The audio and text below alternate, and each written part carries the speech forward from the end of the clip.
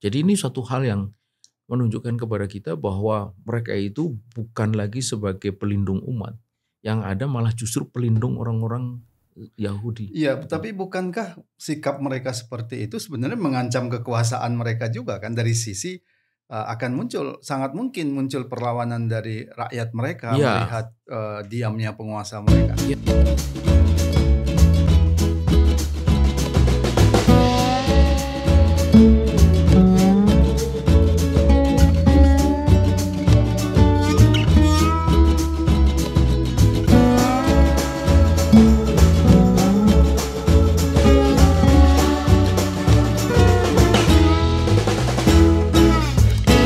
Bismillahirrahmanirrahim. Assalamualaikum warahmatullahi wabarakatuh. Pemirsa yang dirahmati Allah Subhanahu wa taala, kembali kita bertemu dalam program Focus to the Point.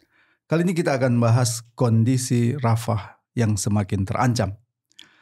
Untuk itu kita akan memperbincangkan hal ini dengan Ustadz Ismail Susanto. Assalamualaikum Ustadz. Waalaikumsalam warahmatullahi wabarakatuh. Di sosial media sekarang sedang tren ya, all eyes on Rafah. Artinya ada perhatian besar dunia terhadap Rafah. Disebutkan Senin tanggal 6 Mei kemarin ada serangan dari Israel, entitas penjajah Yahudi, yang menyebabkan 27 orang meninggal dunia, ya, 6 wanita dan 9 anak-anak. Ini suatu hal yang sangat menyedihkan. Jadi seolah-olah tidak ada yang bisa menghentikannya. Pertanyaannya, kenapa seolah-olah tidak ada yang bisa menghentikannya? Ya, baik. Bismillahirrahmanirrahim. Assalamualaikum warahmatullahi wabarakatuh. Waalaikumsalam warahmatullahi wabarakatuh. Semua mata tertuju kepada Rafah, itu saya kira ungkapan yang sangat tepat. Yang pertama, tertuju kepada satu tempat di mana dunia bisa menyaksikan sebuah kezaliman yang luar biasa, yang tak terkatakan. Saya kira tidak ada kata-kata yang bisa mewakili atau bisa mengekspresikan dengan tepat kebengisan, kebrutalan, kekejaman, kesadisan entitas Zionis Yahudi di sana. Semua orang tahu bahwa Rafah itu kini telah menjadi tempat penampungan penduduk di situ, ditambah dengan pengungsi yang datang dari arah utara, dari Gaza Utara, dan mereka itu tertahan di situ karena tidak bisa lagi bergerak lebih jauh.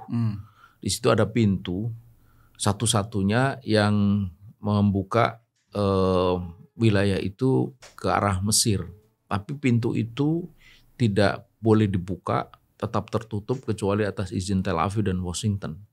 Artinya itu kalau bahasa ininya itu sudah put on the corner gitu. Jadi mereka itu sudah ada di dalam pojok gitu, sudah kepepet gitu.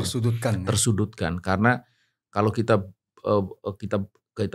baca itu sebelah kirinya itu tembok setinggi 23 meter, sebelah kanannya itu laut Mediterranean gitu. Kemudian depannya adalah pintu Rafah yang ke arah Mesir tadi itu. Jadi sudah kepepet. Nah, di tengah kepepet seperti itu, terpojok seperti itu, lalu Zionis Yahudi itu masih saja menyerang.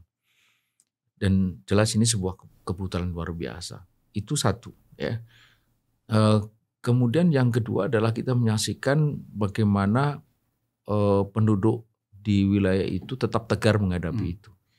Ini yang juga mengundang perhatian, membuat mata dunia tertuju bahwa ketegaran yang luar biasa yang menarik simpati dunia, menarik simpati bahkan juga mereka-mereka yang ada di negara-negara yang selama ini dikenal sebagai pendukung Zionis Yahudi itu, di Eropa Barat, kemudian di Amerika. Bahkan kemudian saking tidak tahannya mereka akhirnya para mahasiswa dari kampus-kampus yang cukup ternama, ya, Harvard, Yale, kemudian MIT, BU, ya, Boston University dan sebagainya itu turun, dan mereka tak mempedulikan jika aksi itu kemudian mengundang kekerasan dari aparat, bahkan sebagian ada yang ditangkap. Ini adalah satu fakta yang luar biasa. Kemudian yang ketiga adalah bahwa semua mata tertuju ke sana karena tak ada satupun tangan dari 7 miliar penduduk dunia ini yang bisa menghentikan kebrutalan itu. Ada lebih dari 120 negara. Beberapa adalah negara-negara besar seperti Amerika, Rusia, Cina, dan sebagainya, yang seperti seolah-olah tangan mereka itu terikat sedemikian sehingga tidak mampu mengulurkan tangan untuk menghentikan kezaliman yang luar biasa. Khususnya dari negeri muslim. Ada hampir 2 miliar umat Islam di negeri ini, tak ada satupun yang juga bisa menolong saudaranya, kurang lebih sekitar 2 juta ada di sana yang saat ini menghadapi situasi yang sangat kritis. Jadi saya kira all eyes on Gaza itu sesuatu yang on Rafah itu sesuatu yang sangat dramatik gitu. Ya, pertanyaannya kenapa terutama penguasa-penguasa negeri Islam itu tidak melakukan hal-hal yang signifikan, padahal itu di depan mata mereka. Yang pertama, mereka tahu persis bahwa jika mereka itu tampak mendukung Gaza, dia akan menanggung satu risiko yang itu mereka tidak mau itu terjadi. Apa itu? Kehilangan kekuasaan. Kita tahu bahwa entitas Zionis Yahudi di sana didukung oleh Amerika. Dan Amerika sudah mengancam penguasa-penguasa di negeri muslim di sekitar wilayah itu, di seluruh Palestina, entah itu Yordan, Lebanon, terlebih-lebih ada Saudi dan sebagainya itu, bahwa jika mereka tampak mendukung, mereka akan menanggung risiko itu. Itulah yang membuat akhirnya mereka berdiam diri. Bahkan satu hal yang sangat muskil terjadi ketika ada peluru kendali yang hendak menyerang Israel, itu negeri muslim itu turut mencegah itu supaya seperti tidak meledak seperti Yordania gitu. Jadi ini suatu hal yang menunjukkan kepada kita bahwa mereka itu bukan lagi sebagai pelindung umat, yang ada malah justru pelindung orang-orang Yahudi. Iya, tapi bukankah sikap mereka seperti itu sebenarnya mengancam kekuasaan mereka juga kan, dari sisi akan sangat mungkin muncul perlawanan dari rakyat mereka melihat diamnya penguasa mereka. Ya, cepat atau lambat pasti akan ada. Itu ada kemarahan yang terpendam. Kemarahan terpendam itu dia ada masanya, ada waktunya, ada tenggangnya. Begitu masa waktu dan tenggang itu lewat, maka itu akan menjadi sebuah kemarahan yang besar. Dan itu mereka tidak tahu persis kapan itu terjadi.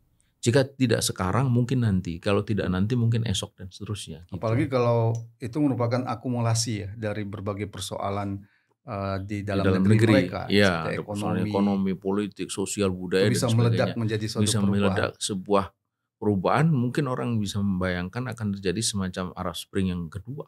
Iya.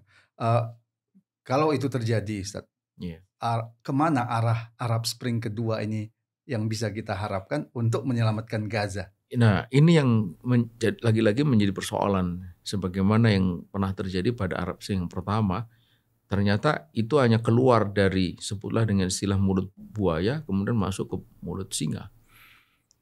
Perubahan sesaat, tapi kemudian kembali lagi kepada situasi yang semula.